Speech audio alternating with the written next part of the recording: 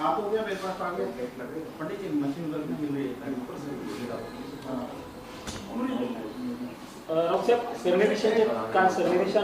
सरन्यायाधीश भूषण गवई यांच्यावरती बूट फेकण्याचा न्यायालयामध्ये प्रकार झालेला आहे. निषेध होतोय सगळ्या स्तरात. पंतप्रधानांनी ट्विट करून त्या घटनेचा निषेध केलेला आहे. प्रधानमंत्र्यांनी जरी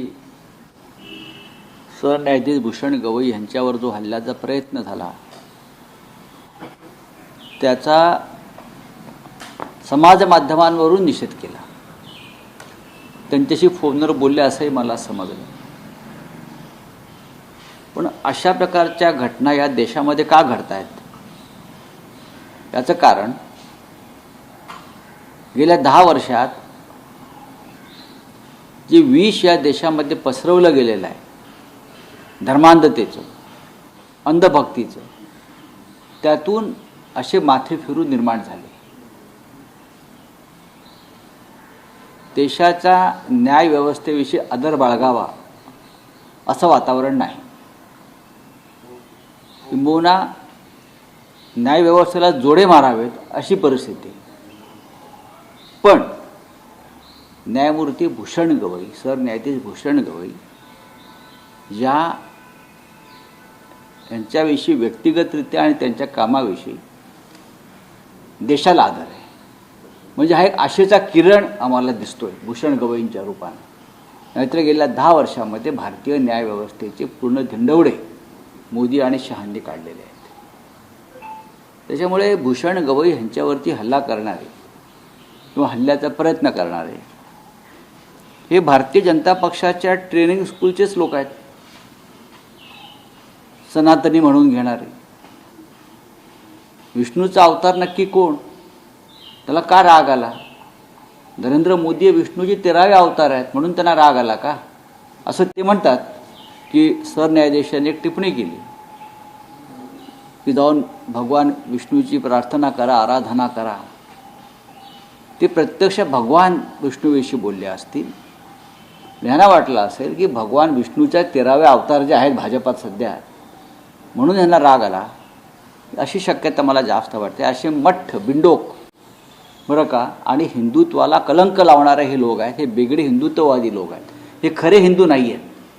ज्यांनी सनातनच्या नावाखाली हल्ला केला आहे त्यांनी भारताच्या संविधानावर हल्ला केला, भारताच्या आत्म्यावर हल्ला केला. एक लक्षात घ्या की भारताच्या सरन्यायाधीश पदावरील व्यक्तीवरती हा हल्ला झाला आणि ज्यांच्याविषयी या देशाला प्रचंड आदर आहे या क्षणी, आणि त्यांना जो कमी कालावधी मिळाला तो यापेक्षा जास्त मिळायला हवा होता अशी भावना लोकांची आहे. म्हणजे किती आदर आहे.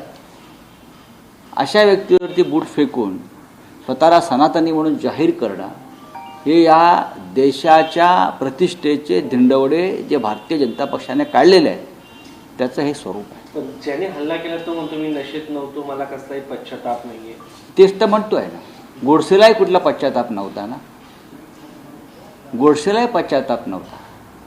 मारेकरांना, हल्लेखोरांना कधीच पश्चाताप होत नाही. ते वेगळ्या धुंदीमध्ये असतात. ते अंधभक्त असेच आहेत सगळे. अंधभक्तांना कधी पश्चाताप होतच नाही. उद्या सर्वोच्च न्यायालय शिवसेना पक्ष आणि चिन्हाची सुनावणी आहे.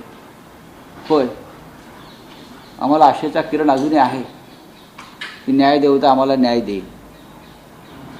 या देशाच्या संविधानाचं, घटनेचं आणि पक्षांतरासंदर्भात जो कायदा बनवला आहे त्या संदर्भात न्यायालयात आम्हाला न्याय मिळेल ही आम्हाला आजही आशा आहे. आम्ही जे मगाशी म्हणालो की न्याय व्यवस्था आपली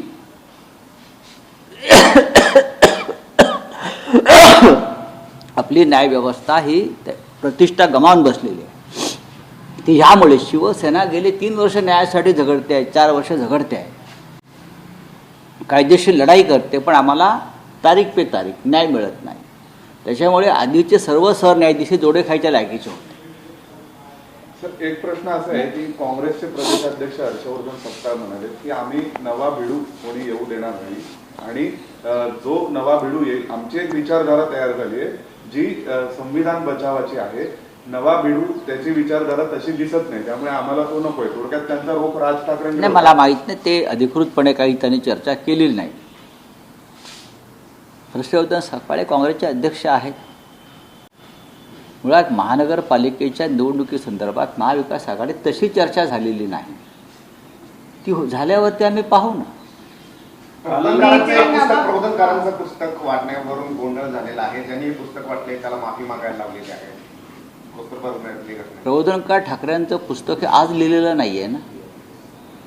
प्रबोधनकार ठाकरेंच्या पुस्तकाला अनेक दशकं उलटून गेलीत आणि ज्या पुस्तकाविषयी वाद झाला, काय देवळातला देवळाचं धर्म देवळात नाही, मी तुमच्याकडनं वधवून घेतो आहे. धर्मांची देवाचं हे अत्यंत क्रांतिकारक असं पुस्तक आहे. हिंदुत्व आहे, पण हिंदुत्वात कसं ढोंगबाजी आणि बोवाबाजी शिरलेली आहे, कशी अंधभक्ती शिरलेली आहे, कसं शोषण असतं, या संदर्भात त्यांनी प्रखर भाष्य करणारे पुस्तक. आजही अनेकदा महाराष्ट्रात ठिकठिकाणी पुस्तक अनेकांना भेट दिलं जातं. आजही इतक्या वर्षांनंतर या पुस्तकाच्या प्रबोधनकारांच्या हजारो प्रती विकल्या जातात. आजही तर हे पुस्तक देणं हा गुन्हा नाही, या पुस्तकावर बंदी नाही. फक्त त्याच्यामध्ये हिंदुत्वाचं जे काही लोकांनी जे ढोंग निर्माण केलेलं आहे देवळातल्या धर्मावर आणि धर्मातल्या देवावर, त्याच्यात प्रबोधनकारांचे प्रखर भाष्य आहे. त्यात काही चुकलेलं नाही. कशी धर्माच्या नावाखाली लूट केली जाते ह्याच्यावर त्यांचं भाष्य, कसं लोकांना फसवलं जातं आहे यावर त्यांचं भाष्य आहे. आणि हे पुस्तक यापुढे अधिक जास्त जोमाने विकलं जाईल आणि जास्त जोरात प्रचार होईल. नेते नवाब मलिक मागणी करतायत की महाराष्ट्राच्या शाळांमध्ये उर्दू शिकवावी. जास्तीत जास्त शाळा उर्दूच्या आहेत, म्हणून मराठी मीडियममध्ये पण उर्दू शिकवावी. असं कोण